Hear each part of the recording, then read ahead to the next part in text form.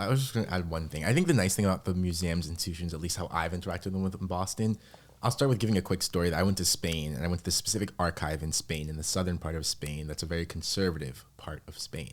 And when I was there, we were doing research in order to learn more about Christopher Columbus, because it's where his tomb had been held.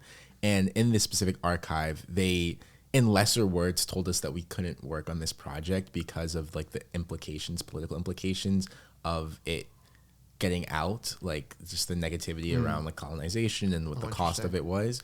I do not and have not, and I don't think I can imagine feeling that way in Boston. I will say I lean on the uber progressive side, the woke side of the story. When talking about, like, even in the moral argument, talking about George Washington, like, for me, the enslaving the people is like always going to be more than, even if it's more consequential, the giving up the power.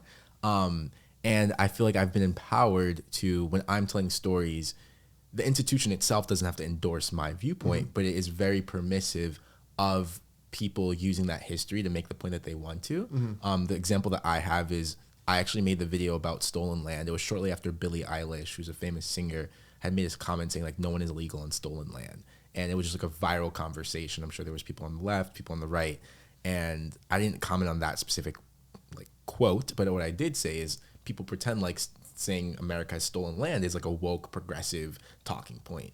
And the I think it was Old South Meeting House, that they had the exhibition where they had the deeds that were given to native tribes, specifically the Mashpee, Wampanoag, and in those deeds it was like this is their land, and then we know that land was stolen. Yes. So like the facts being there and like the permission, that the knowledge that there's no sort of encroaching on your freedom of speech, that you can use these facts to make whatever argument you want, not necessarily endorsed by the institution, but at least like supported the research. I think it's very empowering. And I love that.